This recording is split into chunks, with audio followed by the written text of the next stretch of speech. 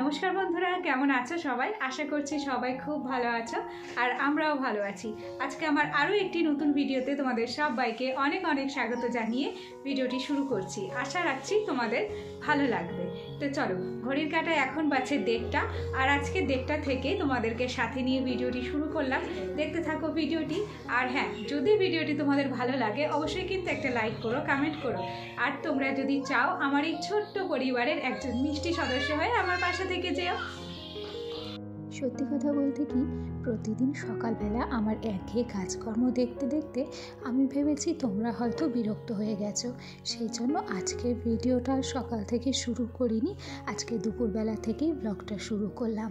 আর এই তো দুপুরবেলা স্নান করে একটু সিঁদুর পরে নিচ্ছি। আসলে কি বলো, আমাদের দৈনন্দিন কাজকর্মগুলো তো একই রকম থাকে, চাইলেও আমরা দৈনন্দিন কাজকর্মের পরিবর্তন করতে পারি না। তবে আমরা চাইলে কি পরিবর্তন করতে পারি বলো? ব্লগিং করার সময়টা কোনো দিন সকালবেলা থেকে ব্লগিংটা শুরু করতে পারি, কোনো দিন দুপুরবেলা থেকে শুরু করতে পারি, আবার কোনো দিন রাত্রিবেলা থেকে। ওদিক থেকে তোমাদের সাথে গল্প করতে করতে একটু হাই হ্যালো বলে ঢং দেখিয়ে নিলাম।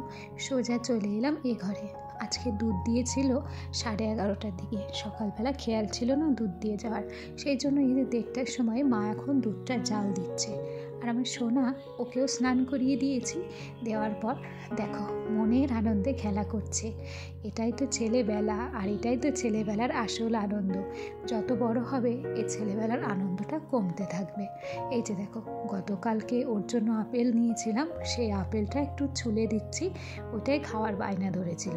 ভেবেছিলাম আপেলটা সেদ্ধ করে দেব, কিন্তু দেখলাম যে না, এখন তো আর ছোটো নেই যে আগের মতো জোর জবস্তি করে খাইয়ে দেবো। সেই জন্য সিদ্ধ আর করলাম না, ওটাকে একটু কেটে খোসাটা ছাড়িয়ে দিচ্ছি। আজকে আমার কাছে একটা স্পেশাল দিন। ওই যে দেখো, বলতে বলতে কে চলে এসেছে। আসলে আমার বর চলে এসেছে আজ অনেক দিন পরে।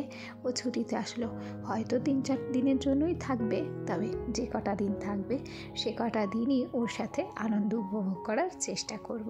যাকে ছেলের বায়না যে ছেলে বাবার কোলে উঠবে, সেই মতো এই যে কোলে নিয়ে ছেলেকে আদর করা শুরু হয়ে গেছে। এরই মাঝে বেশ কিছু সময় অতিবাহিত হয়েছে, কয়েকটা ভিডিও ক্লিপও নিয়েছিলাম, কিন্তু দুর্ভাগ্যবশত সেই ভিডিও ক্লিপগুলো আমার কাছ থেকে ডিলিট হয়ে গেছে। সেই জন্য সোজা স্নান করে দুজনে একটু খেতে বসলাম। আসলে ও আসলে তো আমরা একসাথে খেতে বসি, সেটা তোমরা সবাই জানো। আজকে রান্না হয়েছিল একটু ডাল, একটু শাক, আর এই যে বরাবরের স্বভাব, দুজন আলাদা যতই খেতে বসি, আমার থাল থেকে কিছু খাবার যদি ওর কাছে তুলে না দিই তাহলে ওর খেয়ে তৃপ্তি হয় না। ওদিকে খাওয়া দাওয়া করে তারপর দুজন মিলে ভাবছি একটু রেস্ট নেব। এরপর যখন বিকেল হবে তখন তো আরও নিত্য নতুন কাজকর্ম আমাদের জন্য অপেক্ষাই করছে। যতই বলো, আমাদের কাছে কিন্তু কোনো দিনই স্পেশাল নয়, প্রত্যেকটা দিনই আমাদের কাছে একটা নতুন চ্যালেঞ্জের সমান।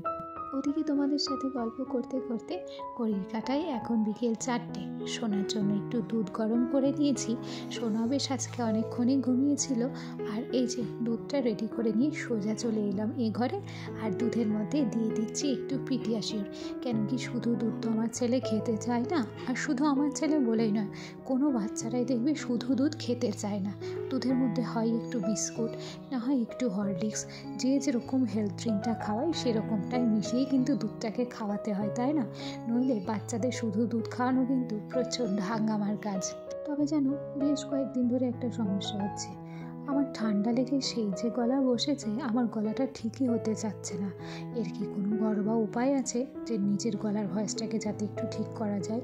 এই ভাঙা গলার ভয়েস নিয়ে আর কতদিন চলবে বলো? কারোর যদি এই ঠান্ডা লাগার হোম রেমেডিস জানা থাকে আমাকে অবশ্যই করে কিন্তু জানিও। যাকে তোমাদের সাথে গল্প করতে করতে চা করে নিয়েছি।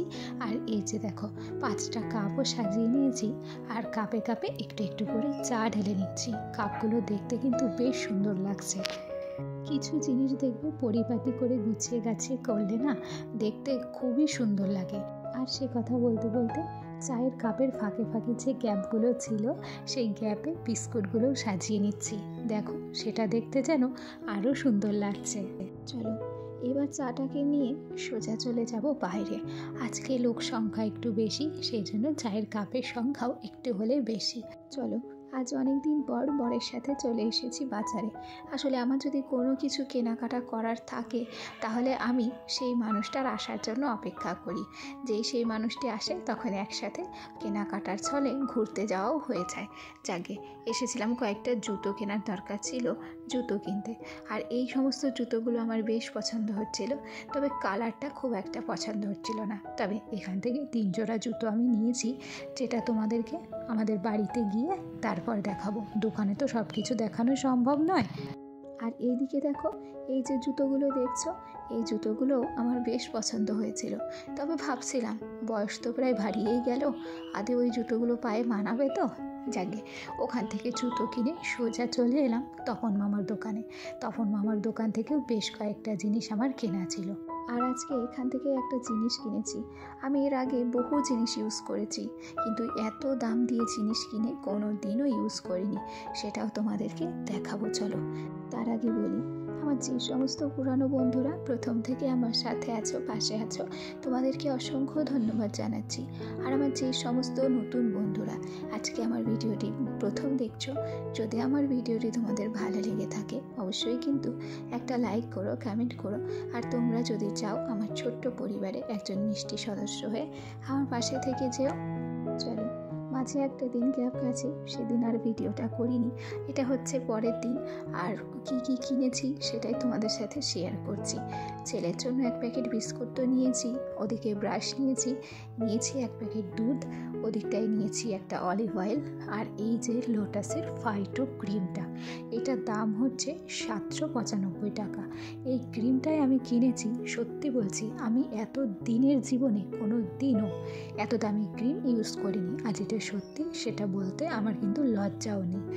আর এই যে সেই 3 জোড়া জুতো, একটা হচ্ছে আমার বরের, একটা আমার দিদার জন্য কিনেছি, আর পিঙ্ক কালারের জুতোটা আমার জন্য।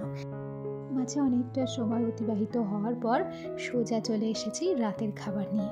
আজকে রাত্রে হয়েছিল রুটি, ওদিকে হয়েছিল আলু চচ্চড়ি, আর ছিল একটু পায়েস আর 2 রকম মিষ্টি, একটা ছানা জিলিপি।